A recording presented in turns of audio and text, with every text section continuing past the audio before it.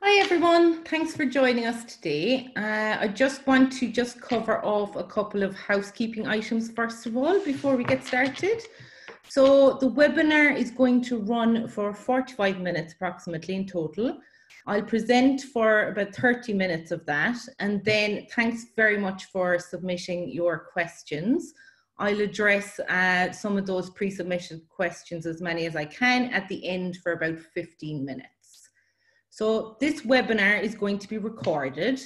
After the webinar concludes, we're going to send out a follow-up email that will include a link to the online event page with a recording, and there's just a load of resources there as well that you can refer back to, and blogs and things like that.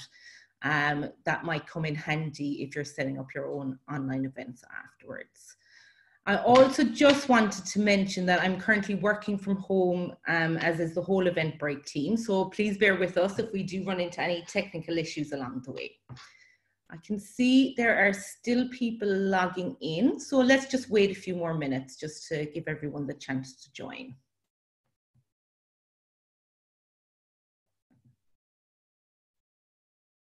So we'll just give it another couple of minutes.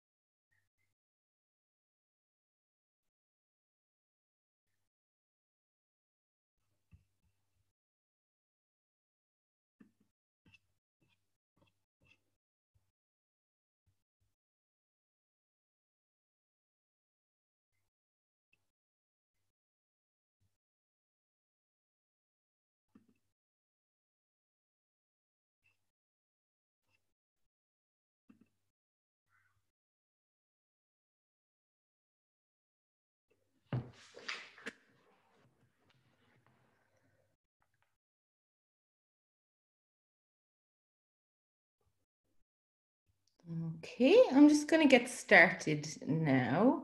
And as I said, we're going to have a recording. So anyone who's jumping on after that, we'll send out the recording afterwards. So today we're going to be looking at how to run a successful online event and what are the best practices from starting it to finishing. So first of all, I just want to introduce myself. So my name is Sandra. I'm the product training manager here at Eventbrite. I have a really strong love for events, and I've been working with Eventbrite for just over 4 years.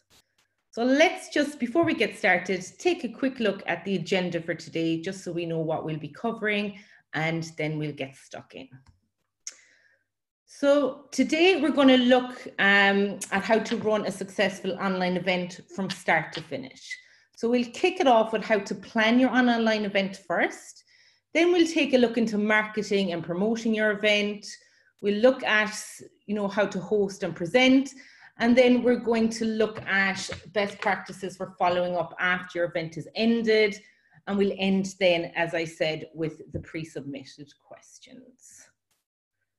So starting at the beginning of your online event planning, every plan is going to be different. So there's all going to be different types of online events. They're not all going to look the same. So we're going to just highlight a few of the key parts of your event that you need to be thinking about when you start your online event plan.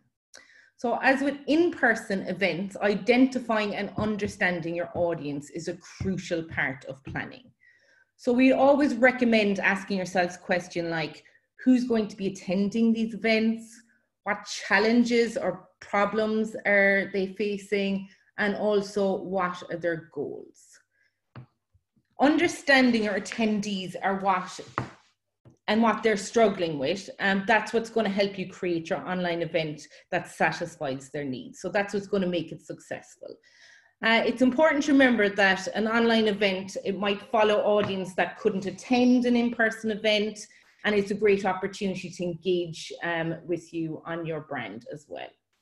So it's also important, now that things have gone very much online, that you think mobile as well.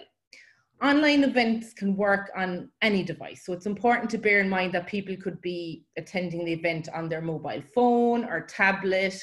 So it's not just going to be on their desktop or their laptop.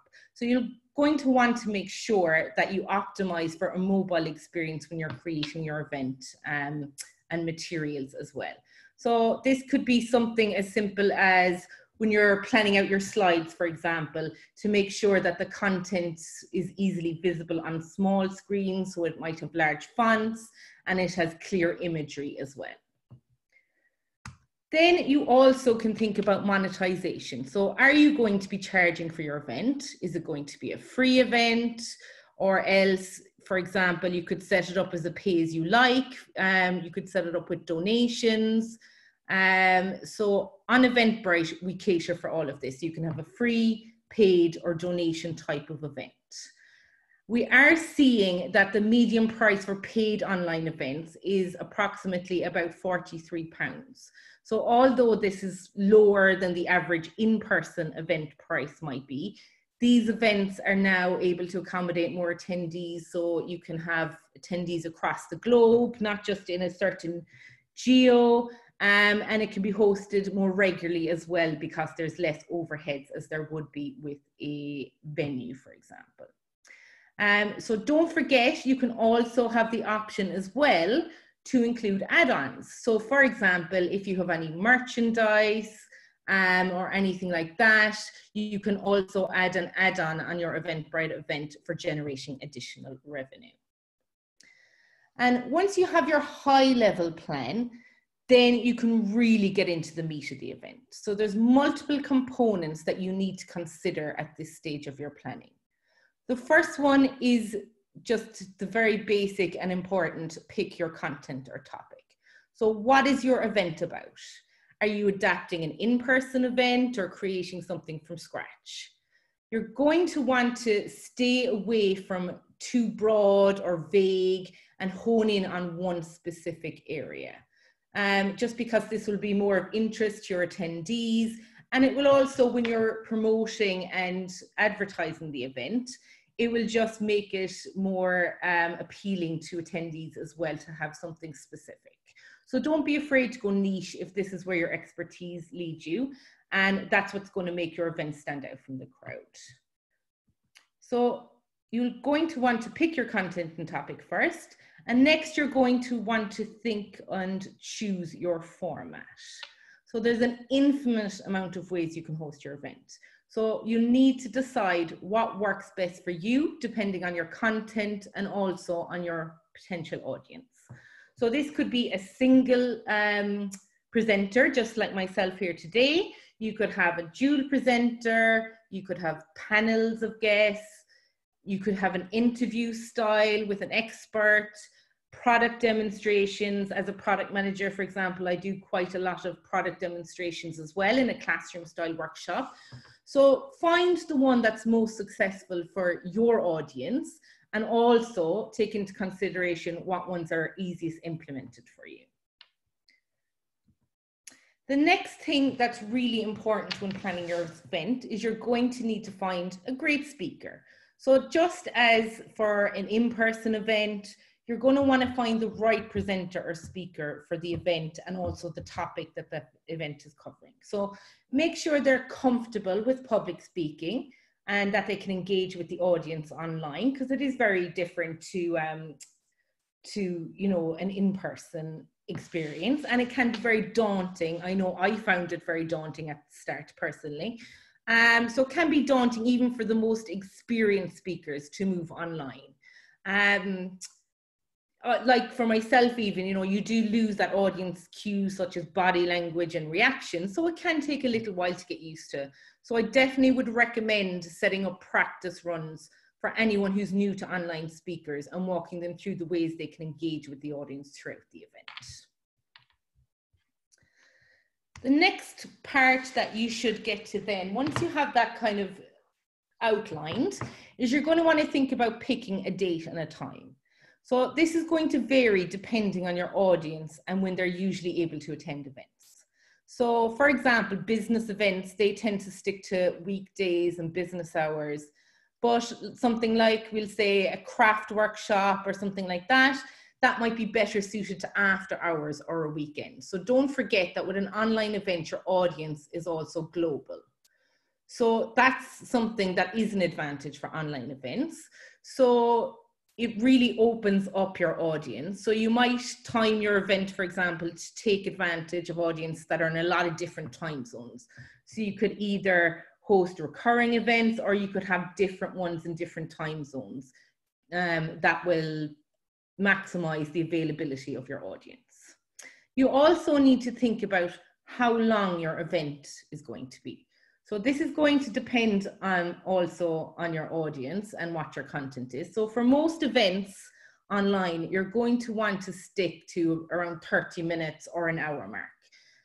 If it goes on longer than that, you'll find that you might lose some engagement after that. So for smaller, more niche events, like a cooking workshop, for example, you might be able to extend that to a couple of hours, just because there's a demonstration aspect to it.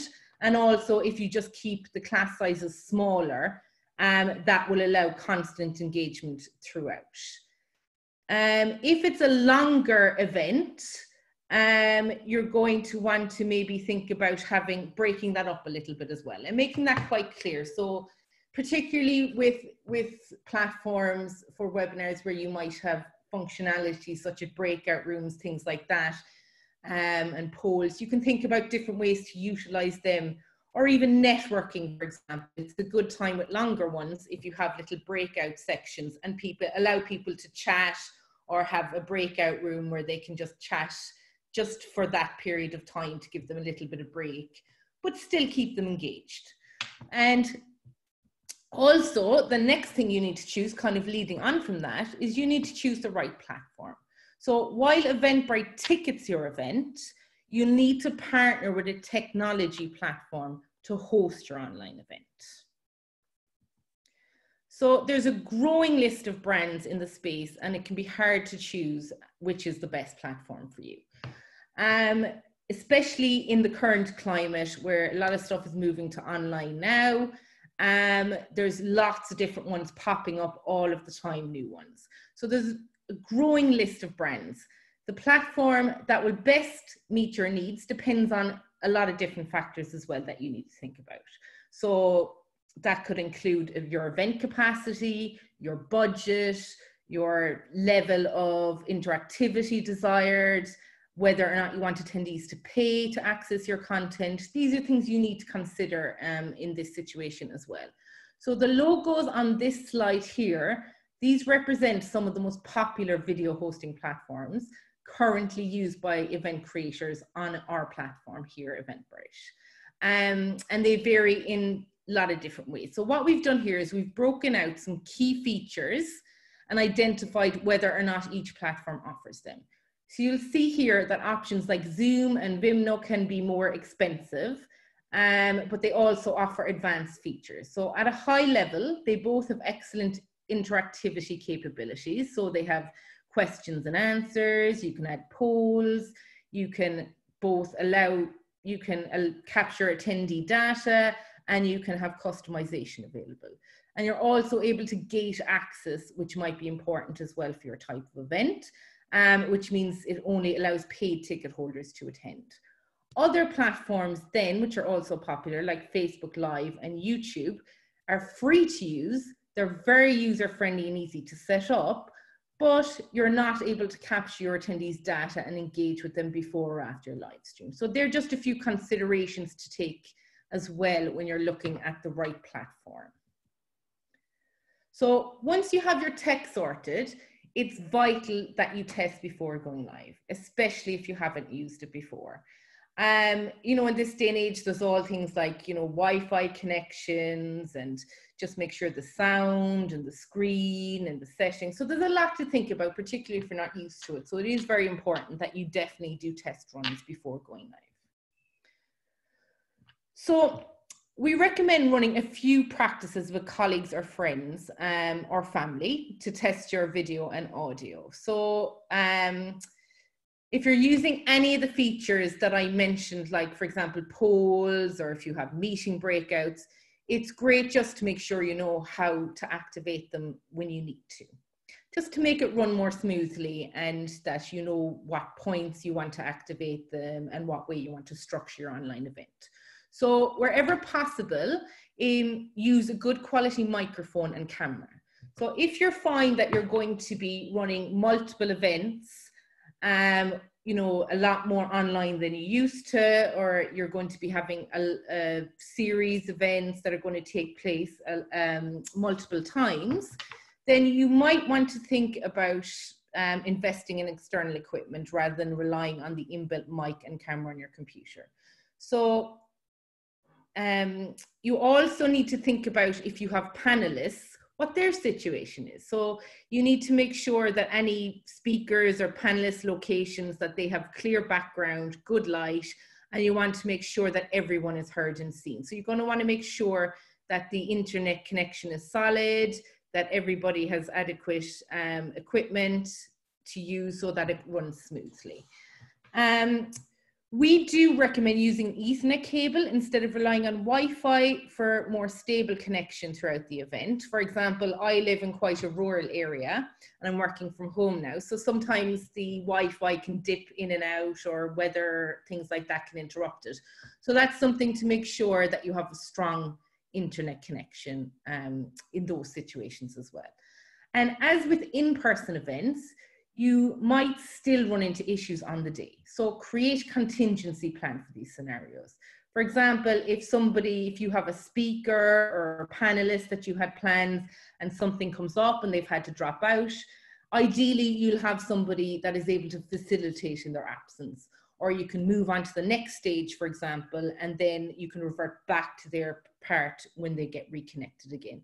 So it's important to just think of all eventualities that way as well, and just have a contingency plan so you can just carry on and move to the next bit in that situation. So next, it's good to do a dry run of your events. So as just kind of leading on again from what we were talking about, this isn't good, it's good not just to test the tech, like I just mentioned, but also to get comfortable with your script and your slides, get a good feel for the event structure. And it's also a great point to run through the event with any external speakers or panelists, so that they're all aware of how it's going to run on the day. So, you know, so nobody speaks in the wrong place, everyone knows who's speaking when, because it's really could be easy to skip a step, or if you haven't got it structured and everyone knows what they're doing. But it's really, really important you do that to present a polished event on the day. And lastly,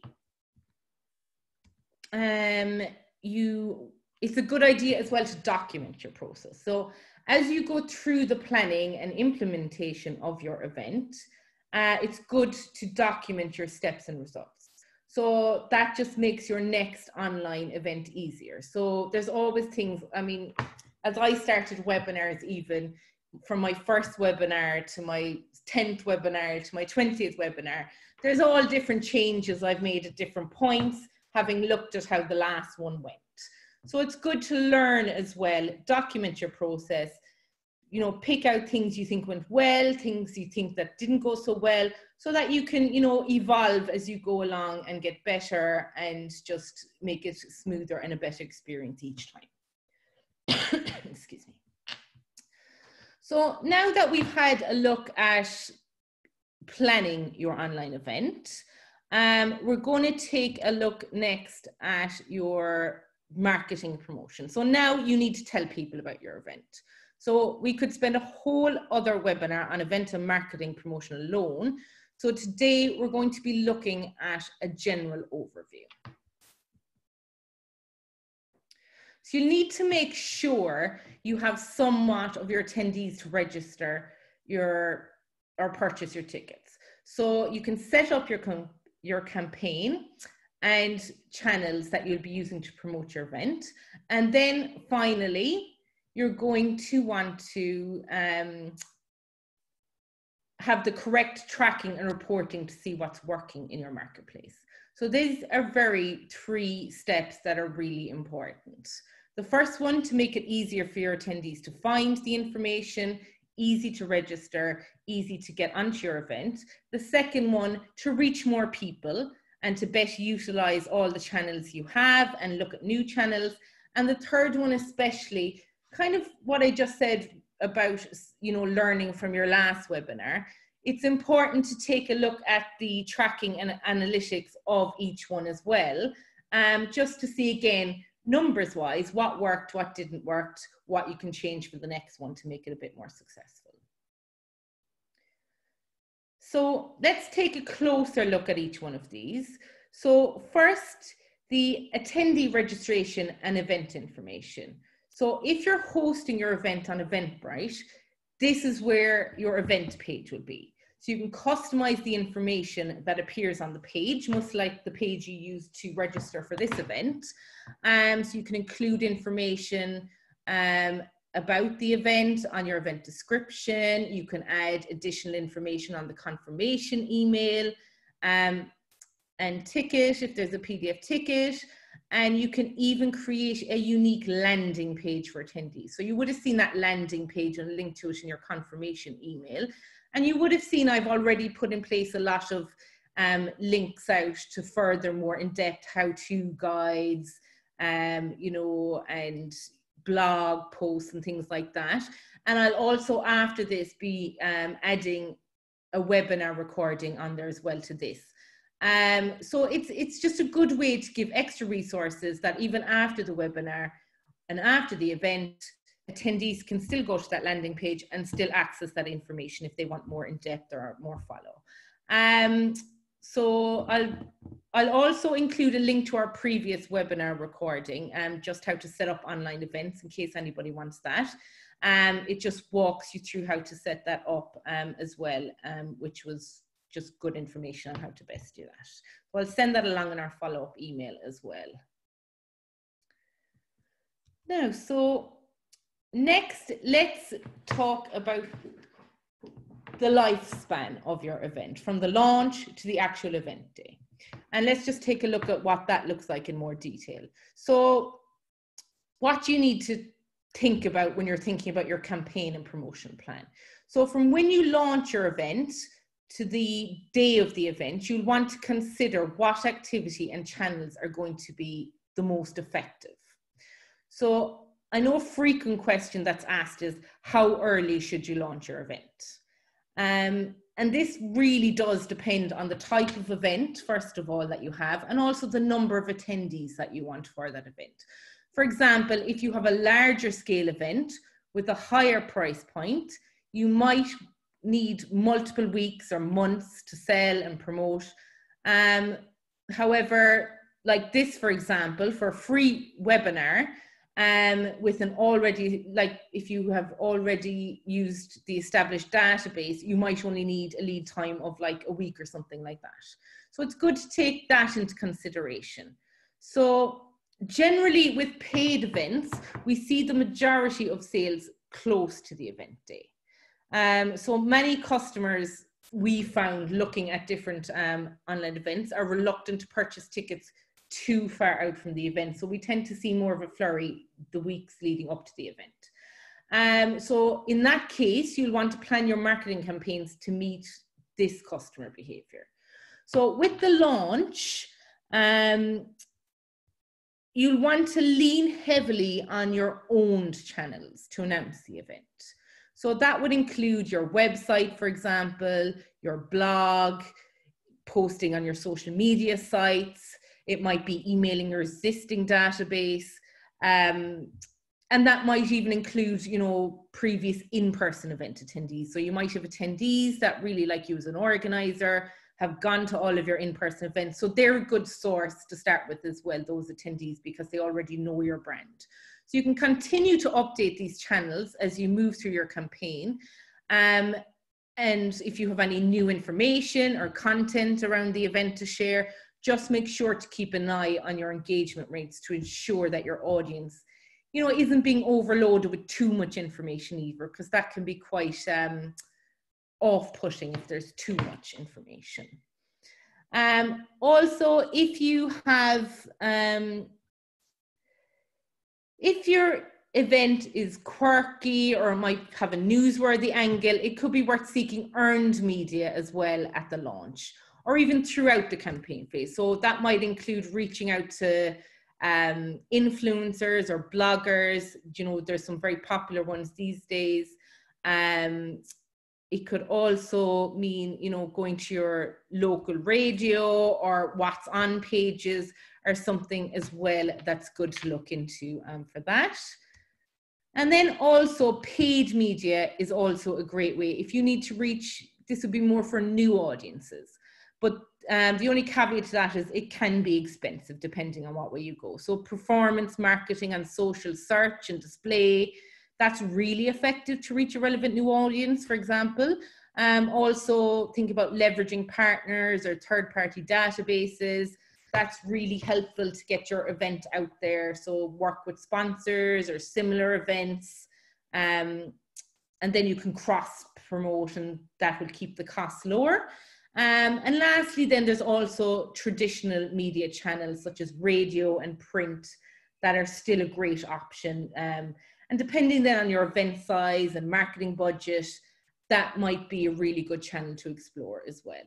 As there's generally costs with these channels, so I recommend investing in them closer to your event date. So that's the best time, as we've seen with the audience, the way they tend to purchase tickets and the timings, probably best to do that because they're ready to purchase the tickets at that point and it's more cost effective. So outside of these marketing channels then, there's also tools and features on Eventbrite that can help promote your event. So we have an inbuilt email invitations tool, for example, within your event. So that will allow you to invite your database to your new and upcoming events. And it's also a good way that you can see the most successful conversion ones. So you can see how many came through those invites to see how successful that was. And it's also, you know, your past attendees as well. They know your brand, so they can be great advocates to spread the word as well for any upcoming events you might have. We also have our add to Facebook feature, so you can sell more tickets to more people directly on Facebook as well. So what it does on Facebook is it allows attendees to discover the event, purchase and access their tickets all in one place. So we have found with our organizers, for example, that the ones who use this add to Facebook integration, they do tend to see 20% more sales for paid tickets, and for free tickets, 2 times more registration. So that's something to think about there, easily set up within your Eventbrite account and ready to use. And lastly, you can simplify your performance marketing with our paid social ads app. So this is an Eventbrite app tool that can plug into your events and the event data. And what it does is it optimizes your Facebook and Instagram advertising spend. So we found that a big challenge that event creators do face when they're running an ad campaign, either on Facebook or Instagram, is just figuring out who to target. So the paid social ads makes it much easier to find the people who are most likely to attend your event, so that you can ensure that every pound you're spending is helping to grow that community. So for example, you can automatically target anyone who's expressed interest in events like yours on Facebook, we'll say, or you can quickly narrow in on anyone as well who attended your past Eventbrite events. Then once your ad campaigns are up and running, the paid social ads, what it does is it leverages the data insights and the marketing expertise to optimize how your money is spent. So you simply have to set up your budget and we'll automatically reallocate your spend to the audience that's bringing in the most engagement. So clicks and ticket sales. I'm going to be including links to the key guides and how-tos for each of these tools in the follow-up email. So it'll be worth just taking a look at those because they are really valuable tools. And lastly, tracking and analytics. So this is really, really important. So anytime that you launch a marketing campaign, that it's tracked. wherever possible. Why? Because it allows you to pinpoint what channels and activities have been successful to drive your attendance, and it can help you narrow your focus as well for your next event. And it will just help you learn to make things, you know, to streamline things as time goes on. So I recommend ensuring your website and performance marketing is set up with tracking pixels. That's going to ensure that you know where these conversions are happening, and also from what channel that they would have originated from. If you are sharing your event page URLs through different channels, like for example, you might have newsletter or something that goes out, you can create tracking links as well. So again, these tracking links, that will help you to see where the traffic is coming from, and you can just put more into the campaign activity then on those channels that are more successful. Lastly then as well, reporting, it just to make sure you keep an eye on your registration numbers as well. Which channels are converting the audience, which are reaching more people, and you can optimize and put more into those campaigns then because they're more successful. So if you're not sure how to use any of these tools with Eventbrite, again, I'll be including further information in the follow-up as well, so keep an eye out for that. So now we've done our planning, we've done our marketing, and it's the day of the event. So it's time to host your online event. So that can be quite daunting, especially if you're working with a new medium. So what we've done is we've put together just some tips so you'll be completely prepared for the day. So firstly, you'll want to create an engaging script. It's good to start off with giving a clear structure for your event. So that way your attendees know what to expect and when to expect it. So you can clarify what points you'll be looking for them to contribute, if it's interactive or if not at all. For example, you might have all attendees' mics on mute and only comments through a chat box. You might be doing polls at some point through it. You might be moving them into breakout sessions, just so they're aware of what way the event is going to run. You're going to want to keep it short and relevant. So it's really hard online to keep an audience's attention, and so you really want to condense down the content where possible. So for example, I have a lot of follow-up which will give more in-depth into all these things we're talking about, but it's good to just keep things short on the actual presentation, so that you can from your own experience, you don't want big text heavy slides, because that can be quite off-putting. So again, you just want to keep it concise, keep it really clear, and again, think to those mobile attendees as well. And then back to practice, practice, practice. So just because you have a script and you know what you're going to say at which point, it doesn't mean that you have to read off it word for word. It's more of a touching point so that you don't miss any parts that you're that you want to hit. So you want to try practicing it and making sure that it sounds well and that it flows well as well. And also, when it comes to slides, like I said, it's easy to want to cram as much into every slide as you can to fill it. Don't make that mistake. So keep your audience engaged, put emphasis on the visuals in your presentation, not the words. So instead, use a recap, or like I said, we're going to do an in-depth follow-up email that will highlight the really important in-depth information that you're given. Where possible as well, you're going to want to add different forms of media. So you might want to add in video or animations, for example. That can just change up the pace a little bit as well, so that it changes it up a little bit. Sometimes as well, if you have interactive sessions, for example, it can give you a break from presenting as well, just to make the flow so you're not talking the whole time.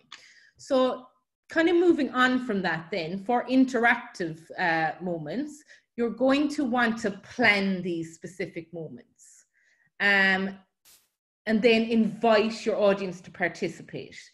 That's going to make them feel more involved as well and keep them engaged in what's happening. So you might do a pop-up quiz where they have to answer questions on a poll, or generally being conversational as you go through your content.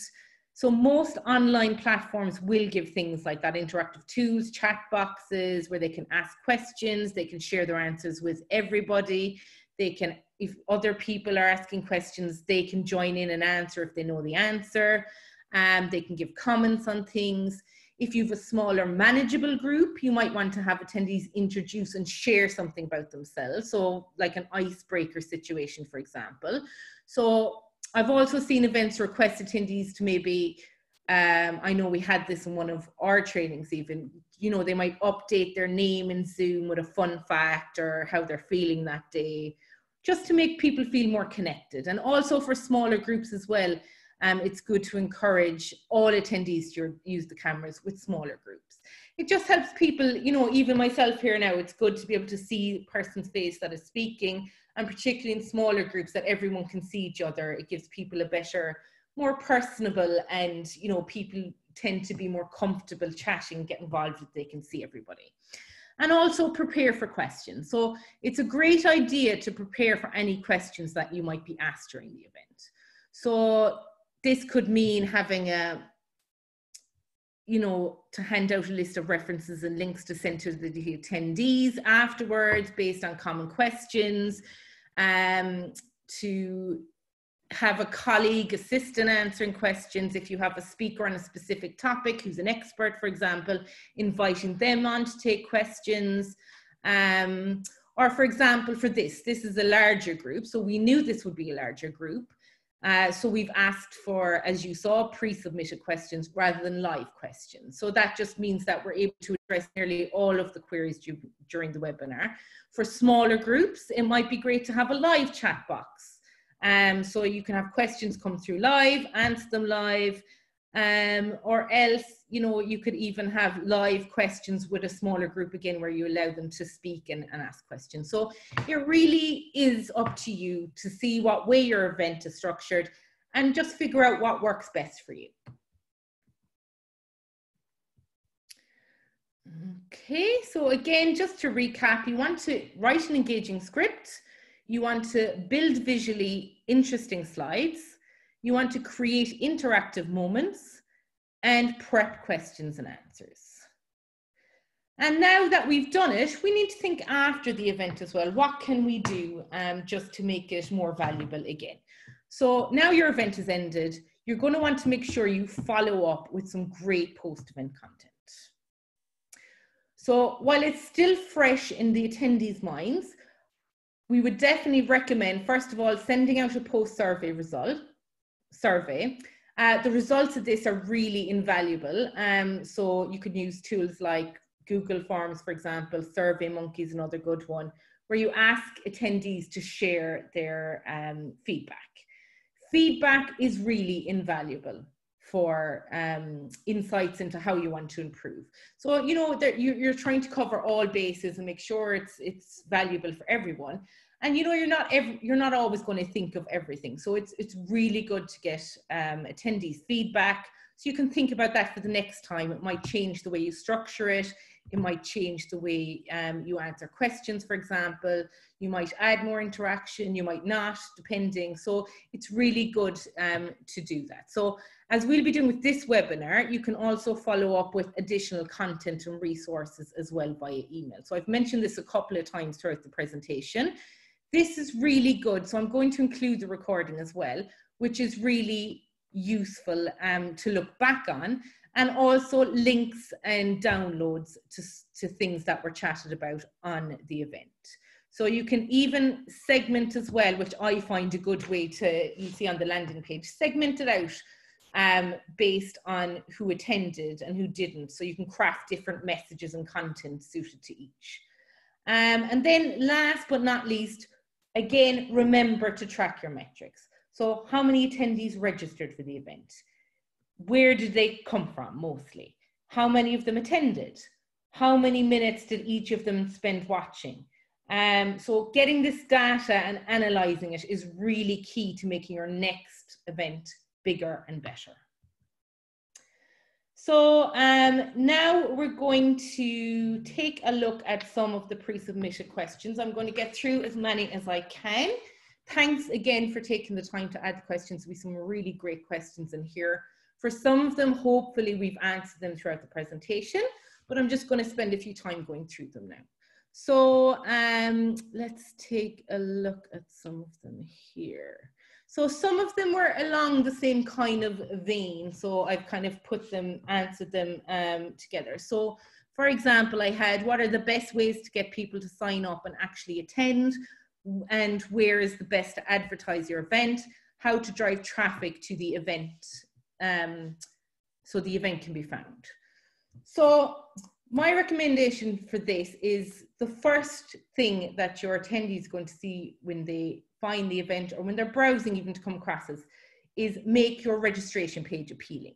So I would use vibrant imagery to entice attendees to click on the event to find out more, because this will not only capture attendees who are actively looking for this particular type of event, but it'll also capture people who are just browsing through events, especially with online events now, where there's no limit to, you know, what's on in their location.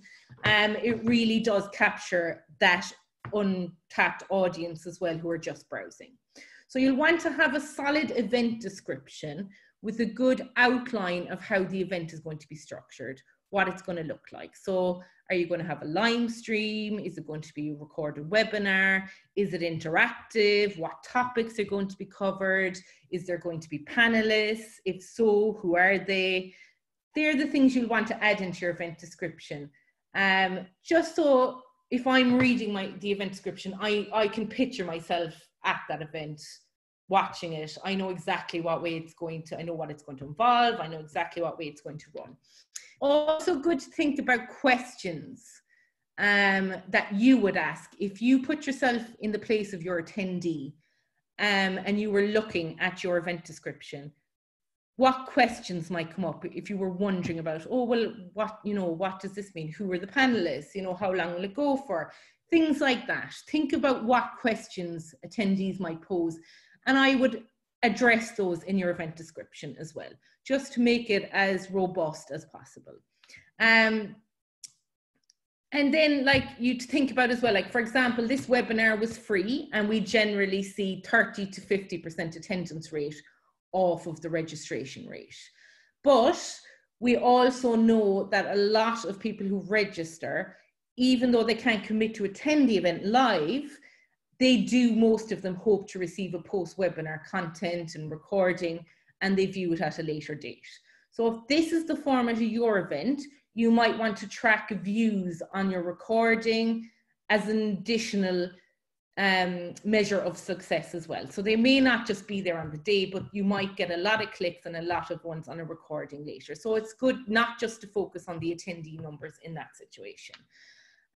Also with more interactive events that aren't supplied a recording post the event, there's other ways as well that you can encourage attendance with your registered audience so that they will show up.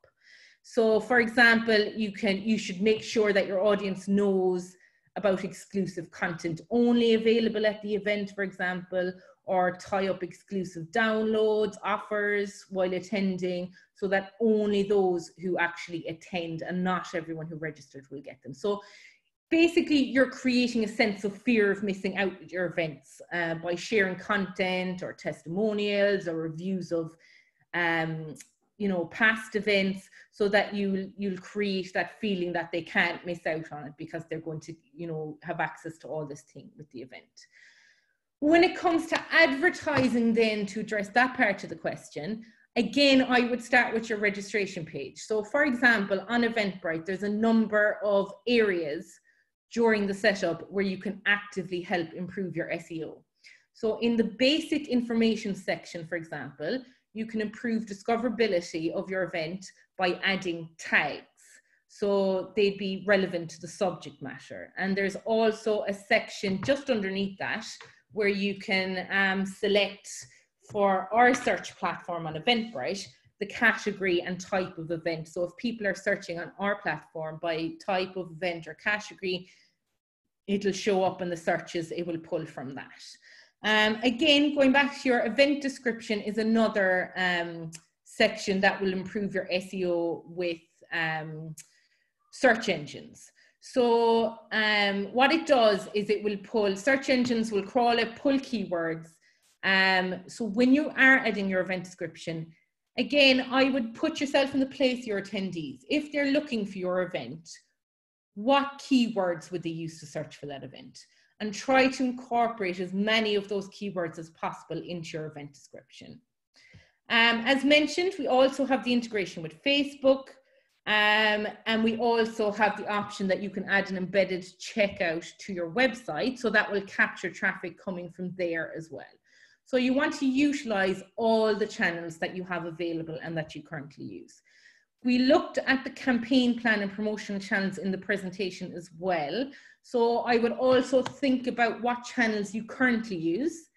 Take a look at ones that you might not use so often or that you haven't used, and just maybe try different ones as well to see what ones best work for you.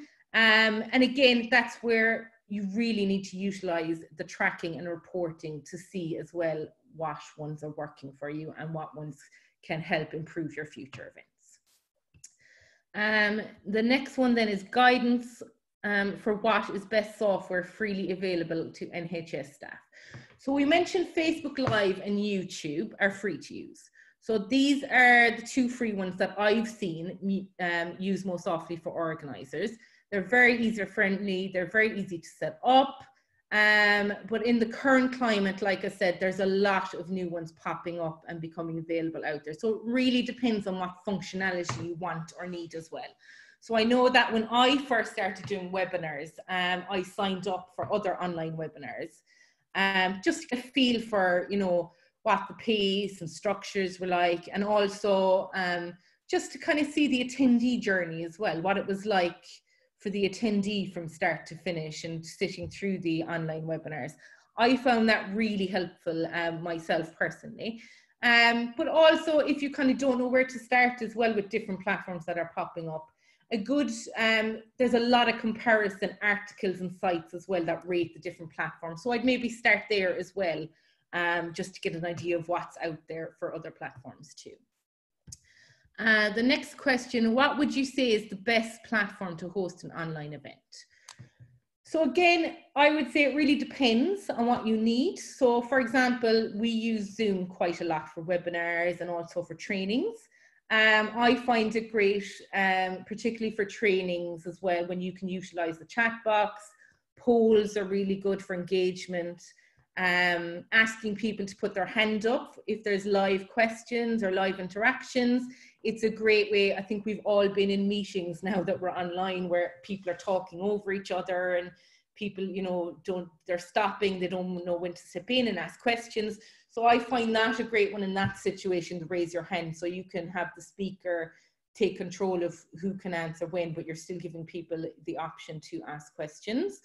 And the breakout rooms as well, I find great. So these are functionalities that meet our needs. So that's why Zoom is a great fit for what we use it for. We also house our webinars on YouTube though. So that's really easily accessible as well. Great feature. While I haven't had much personal experience using the Facebook or Vimeo, but I do see a lot of our organisers running really successful online events using those ones too. So again, it really does depend what functionality you need, what kind of online events you have, and also cost. Whether you want a free one, what functionality you need, whether you're willing to, have some cost to it. It really depends.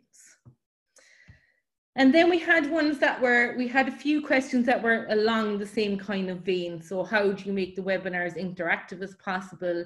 How do you make sure your audience is actively engaged? What are your top suggestions for improving interactivity with delegates and online events? What's the best webinar structures to keep people engaged? So I'm going to try to answer that all kind of in one. They're similar themes. So firstly, I think it's really important to have a great facilitator. So someone who's able to move the conversation, call out a panel member if there's panelists, or an attendee when they want them to chime in, or if you're interviewing, to have good interview structure and to be able to keep it flowing as well. So that's really important. Also then moving on, if you are looking to have interactive sessions where you want attendees to participate, I would call that out at the start as well so that they're ready to get involved. I know that myself, even if I'm in something and at the start it's mentioned we're going to be doing some polls, we're going to be doing some breakout areas, or we're going to be asking questions at this point, then I'll start to think about, you know, if I have questions or what I'm going to say or how I'll get involved. So I definitely think that's good to keep people engaged if you are having interactive sessions, to call it out at the start so they're expecting it and they're ready to get involved. Polls are a great way to keep people engaged. And it also, I think, lets you add a bit of a fun element as well. So, you know, you can start off breaking the ice a little bit by, you know, you can have kind of fun themed polls, and then as you're going on you can have polls that are more relevant to the content. And it also lets you see if people are engaged by the way they're answering polls, or quizzes is another one, which, you know, gives a bit of a fun element as well to get involved. And chat boxes as well I find are great to allow discussion between everyone on the webinar. So particularly I find that great for training ones. When, you know, sometimes, you know, we're going through something in training and the chat box is there and there'll be questions where other people will be able to answer or have an opinion on something.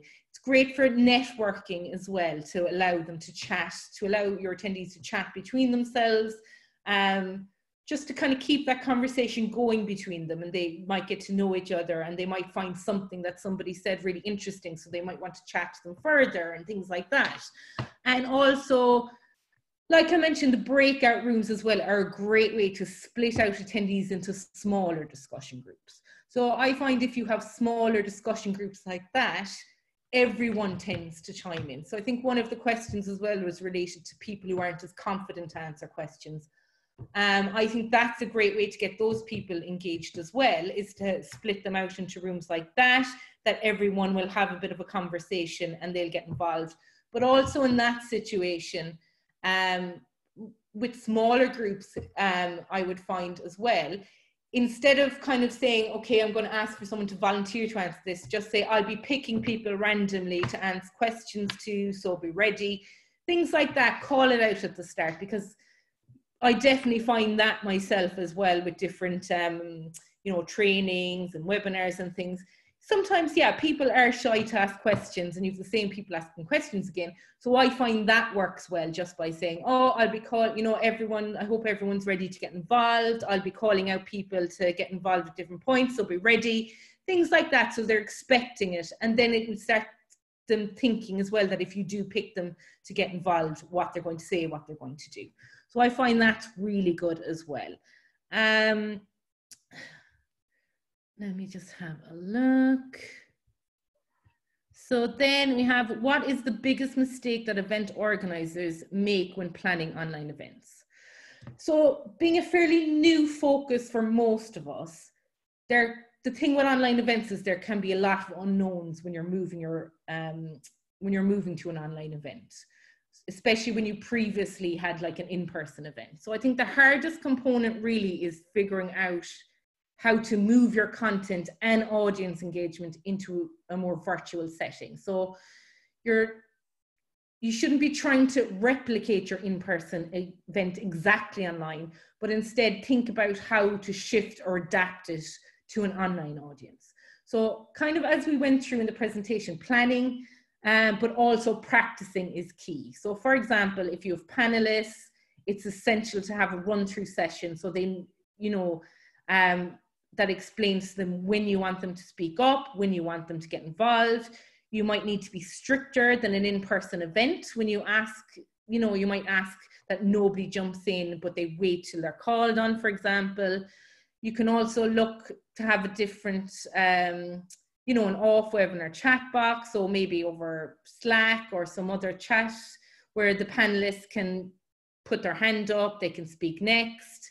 You can have, you know, polls, and just different ways to kind of think. Particularly larger groups as well are a bit hard to manage, so you might have to be a bit more imaginative, and just definitely run-throughs are definitely the way to go, because you can kind of see then what way it's going to go. Let's have a look. How do we avoid webinar fatigue? There's so many of them now competing for our interest that it can be hard to appear different, excited, innovative when advertising yet another webinar. So I think you need to look at what the unique or value content you can provide to customers that's different. So do you have any, like we kind of mentioned earlier, do you have any exclusive documentation, links, information, things that you can send them for your event? You want an engaging event description. It's also good, I think, to look at other people's online events that are kind of in a similar vein to yours and see what ones are more engaging, see what ones are less engaging, see what you have to offer that they're not offering. I think that's really important as well. And just to be, you know, it's not just this is what's happening, make it, you know, more personable as well, I think goes a long way. If you have a more personable invite, an event description and advertising, you're going to want to, you know, go to those events that are a bit more personable. So that would be my advice on those. The costs involved, can PowerPoint slides, YouTube video, etc. be used? So that's a good question. I think we've already kind of covered, you know, there are some free platforms, there's some ones that are paid. For most of them, like for example, I'm using Google Slides. That's what I'm using for my presentation. You can use PowerPoint slides. You can share your screen with most of them. So whatever slide tool you're using, it's usually just a case of sharing your screen and then you can see it up on screen. So again, it depends. Yeah, you can add videos in the Eventbrite platform. You can add a live stream, a webinar. You can add video in there if you want to. So all of those things can be utilized if you want to. And we're almost at time. So I'm just going to, I think there was one or two more questions. Let's see how many we can fit in. How long should the perfect webinar be? And what timing should be given to speakers versus questions and answers? 30 to 60 minutes really, ideally, is a webinar. I think anything over that, unless it's very interactive and there's different kind of splitting it off into groups and things, I think that's enough if you can fit your content in that. If it is longer, because obviously there's going to be times we'll have a lot more content, especially interactive might take a bit longer if you're splitting people into groups and doing polls and quizzes and things. In that situation, I would just make sure you take breaks. If it's that bit longer, make sure you just take breaks. It's nice, again, to open up that chat functionality or put people in a break room during that break period so they can mingle, chat to each other, network. So they're just the things to bear in mind. And again, just be clear on how long it's going to be. If it's going to be longer than an hour, you're going to have breaks at this point, this point, this point. What way is it going to be structured? Okay, we're going to have speakers. We're going to allow this much time for speakers and questions.